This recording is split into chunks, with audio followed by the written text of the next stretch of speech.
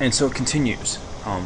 The next is the final part of the Three Mothers trilogy, Mother of Tears. I haven't seen a lot of people talk about this movie, even though it's really good. Um, Crap, people are trying to talk to me, but I can't talk to them now. I gotta do horror, man. It's time for some horror. Um, like my, like I said, I discussed the. I think I told you how my favorite in the series goes. Why can't I talk? I don't care. It goes Suspiria, Mother of Tears, and then Inferno. And Mother of Tears is awesome. It kind of has like a Dan Brown feel to it. I don't know why. Like it was like if the Da Vinci Code was like a horror movie. This feels like it doesn't feel like traditional Dario Argento like style, but it still does. It I don't know, but it's not bad. Like I'm not saying it's a bad thing. Like it's a different style on Dario Argento movies, and his daughter is hot. I don't care what anyone says. That chick is freaking hot. I mean, Asia Argento. Oh man, Asia. Jeez, I love that girl. Next is The Mummy, the Hammer version. I've watched this once.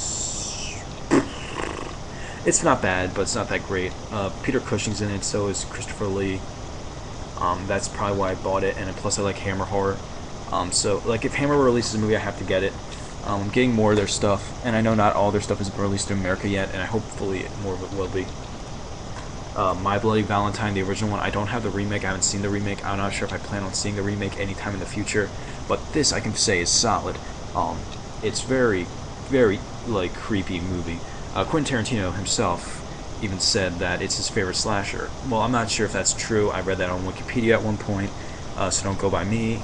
But I can see, like, if it is, I can see why, because this is a very cool movie. I like Halloween more, and I also like The Burning more, but this like comes up in the third. Well, Night of the Living Dead might come above it, but it's still nonetheless an awesome, awesome, solid movie. If you haven't seen it, I don't know why you haven't, but you really need to get this edition because the other edition really leaves out some stuff. I know there's another. I know this isn't like the full movie. Like they still have some gore out, but for what they released, it's not bad. All right, here's another vampire movie, and I think it's the last one I have here. Oh no, I have a few vampire movies left in this little stack here. And it's Near Dark. I hear people talk about this a lot. This is the, 2-disc edition. This is a very cool vampire movie. Like, it's just cool. Look, it's violent. It's pretty scary. Not a lot of people talk about this, and that makes me mad. It's sort of like, it has a similar idea to The Lost Boys, but at the time, like, a lot of, like, vampire movies had the same plot as The Lost Boys. Even ones like Fright Night, which came out before The Lost Boys, had a similar plot to it. Like, not really the same plot, but really the same feel. This one also gives it like a Western style to it, and that's pretty cool. And if you haven't seen it, I'd highly recommend checking it out, because you can get it anywhere very cheaply. I got that for like $7, and that's the 2-disc edition. Next is Wes Craven's New Nightmare, or as I just call it, New Nightmare. Other than the first and third, this is my favorite. I don't like the other ones, and I only have first, third, and this one because I don't want to buy the other ones because I didn't like the second one too. I might buy them just for the sake of like, saying I have all of them in this series. Sort of like the Friday the 13th, I might buy all of them later, and plus like, the more horror you have, the cooler your collection looks. But as of now, I'm just gonna keep these. New Nightmare is awesome. It's definitely a violent movie. Like the one part in the not hotel room. Why am I saying hotel room? I'm thinking of a different movie. But in the hospital, when that one girl and that one kid, and she just getting dragged around. Oh, that was weird. That was creepy. I saw that when I was young too. All right, the next one is one that not a lot of people talk about, but some people do. Night Flyer, another vampire movie. This one's pretty crazy. I only watched it once. It has the always good Miguel Ferrer in it. Miguel Ferrer is awesome. He plays an awesome role in this. He plays a complete jerk in this movie. The ending I didn't really understand. It's supposed to be like a twist, but like, I don't know. It's a great little movie. I'm not sure if it had a theatrical release or this was direct-to-video. But still nonetheless a pretty good one. If you haven't seen it yet, I highly recommend checking it out. I'm pretty sure it was only direct-to-video or direct-to-TV. Because I don't remember seeing much about it. The only way I heard about it is because someone like brought it up at one point. But if you see it at a store, pick it up and just watch it. If you don't like it, then return it. I mean, it's not bad. It's not bad, but it's not great. It's not bad, but it's not great either. It's recommended loosely. If anything, it's a space filler that you watch on occasion.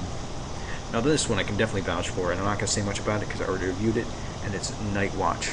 Yes, Night Watch. I reviewed this, and it's awesome. Alright, I got 3 more here, and no more vampires, but except zombies, or The Living Dead, because I have Night of the Living Dead, this edition. My friend has a pretty cool edition of Night of the Living Dead. It has no feature on it, but the case is really cool. Like, it has like a skull here, and I always wanted to get that edition, but he bought it, so I can't now. A lot of people have make their own editions of that movie because it's public domain. I don't think they get in trouble for selling it on their own. But don't go by me by that, and don't yell at me because if I'm wrong. Anyways, this is very solid. I don't like watching it in its colored version, so I always watch in black and white. I don't know why black and white is a special feature. That should be like the main thing of it. It's just like play now. It's immediately in black and white. And also they should also have it should be in the special features. Choose to watch in color, not choose to watch in black and white, because black and white gives it that creepy feeling. And no, I don't have the remake because I don't like it. Well, I'm not sure. I have to watch it again. It's one of those movies I have to watch more than once. Alright, next is the original Night of the Living Dead. This is awesome. Freddy Krueger's the man. I'm not going to talk about this because you've already seen it. And that ending, oof. That ending. Alright, and last but not least, Nightmare on Elm Street 3, The Dream Warriors. Very cool. Freddy Krueger is the man. I liked the idea. I liked how it played out. This is a very solid movie, and this proves that Wes Craven is like the only like person who can do Freddy Krueger movies really well. You've probably seen this, so I'm not gonna say much about it, but I highly recommend it if you haven't. I like the plot and everything. Anyways, that's the next part, and the next part will be up either tonight or tomorrow. I don't know. See ya.